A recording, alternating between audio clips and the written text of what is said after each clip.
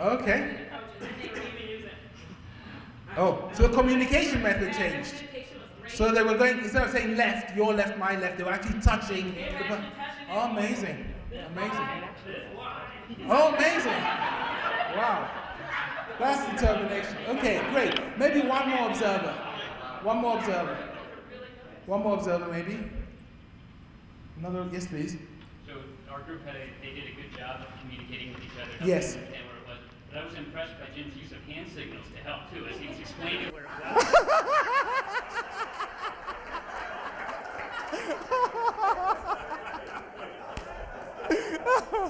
Yeah. Okay. Brilliant. Yeah. But I mean, the normal thing is the number of normal things at this stage. The person who's the leader coach forgets the other person can't see. That's very, very common.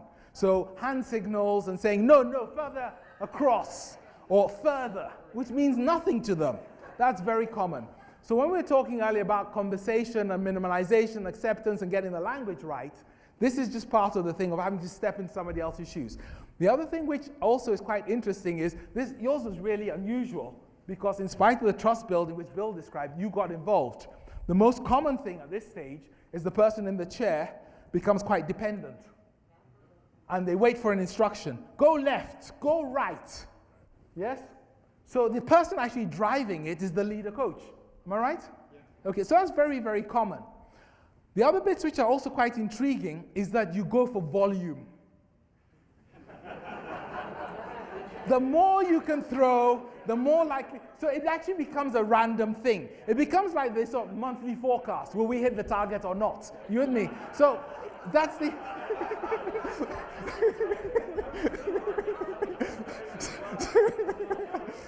So that's the other thing which happens. Okay, so that's from the observer's point of view. Now I need to dig a bit deeper, okay? And I need to ask the people who are leader coaches, how did you feel when they got it in, and how did you feel when they missed? I just need some volunteers. I felt great when they got it in. You felt great. And when they didn't get it in, I thought, well, a lot of that has to do with me. Oh, okay, so you felt the pressure on you. Yes. On you.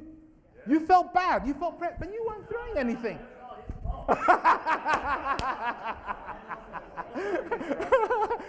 Any others? Any others? You see, now that's really interesting. Because somehow or other, partly from what you said about the trust building, what happened was that the person who was just a leader coach, you're just a leader. You're not doing the work. But you felt pressured about results, and you also got elated about the results. Can I ask the people in the chair, when you missed, whose fault did you think it was? Did you really believe it was yours, or was it just bad instruction? You felt guilty. 2 people felt guilty. The others? You felt guilty. I mean, really, really guilty. I know you're, look, don't be nice to your leaders, okay? Tell me the truth. When you missed, did it really gut you? Or did you just say, hey, I can't see where I'm throwing, give me better instructions? Which one was it? You were really gutted. You really gutted. Okay. Well, I'm going to make you even more gutted. Because what we're going to do is learn a way to make sure a number of things happen. Number 1, the communication works because the leader coach is communicating in a way to match what the needs of the person in the chair are. That's number 1. Number 2, the ownership for delivery will be almost 100% with the person sitting down. And even though you're leading and coaching them, you won't feel bad when they miss. And your role will shift from helping them to get it in to helping them to learn to get it in. Your role will shift from encouragement, from being happy yourself to encouraging them to be happy and providing energy and passion. And the way we're going to do that is something really strange.